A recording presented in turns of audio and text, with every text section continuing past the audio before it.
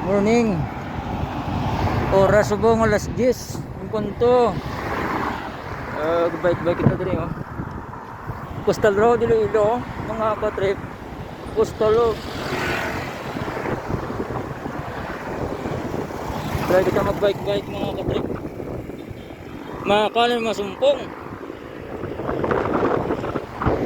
Sumpong ang hangin mga katrip oh.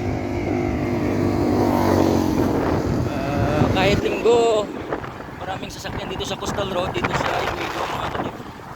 At saka yung hangin sumpong mga katrip, ano ba sa Tagalog yan? Nagraralan tayo mga 14 to 13. Minsan-minsan lang tayo nagbabike. BMX din lang natin mga katrip. Naka-RD rin yan na mumurahin. Modified mga katrip.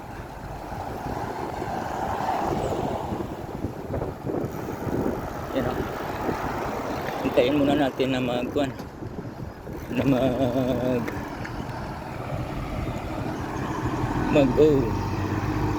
Hindi tayo siya.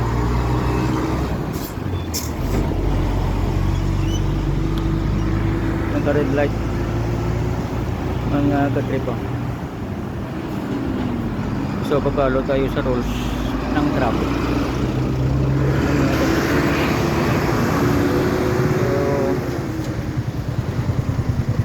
So minsan lang tayo mag-bike.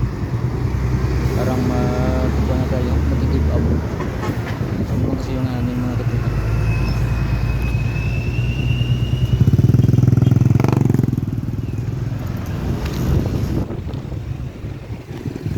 Yan o. 85, 86.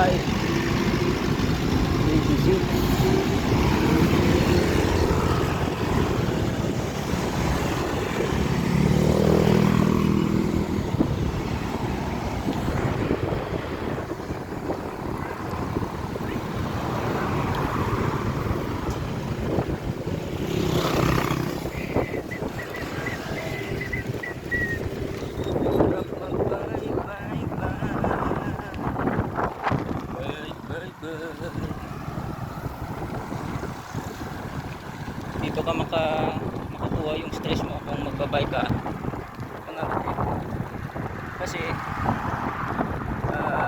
hindi dito kailangan ng gas, hindi yung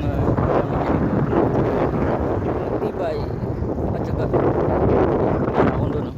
Kasi may tulay mga katrip at saka sumpong yung hangin mga katrip. Okay lang yan. Kung single speed lang ito dati, parang hindi mo yan ako no. Kahit hindi masyadong mataas, pero kung single speed lang yan, hihingal ka. Yung benepisyo talaga na magbike mga katrip, strengthen yung mga muscle mo. Sa akin kasi puro na lang muscle, wala nang laman eh. Muscle na lang. Yan o.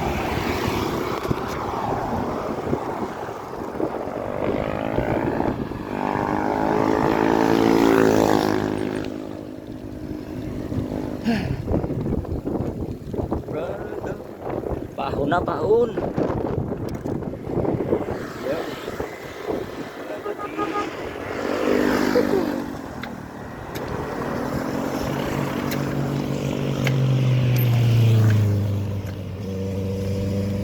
Parang yung reel natin parang nagtatalang-talang kasi murarahin lang yan eh.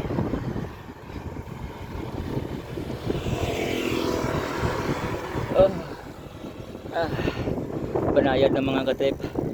Yan, kita nyo na. Ito lang muna tayo siguro.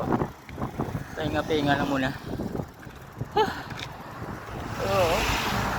Kita nyo mga katrip. Bilang.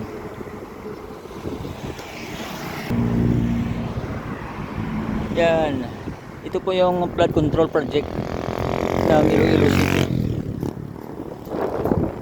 Malapit na tayo dito sa may Bituon. Haro. Yan ito, malawak to. So yan yung gamit natin, oh. Modified. May RD siya mga katrip. Kaya nga nilagyan natin BMX. May speedometer din tayo.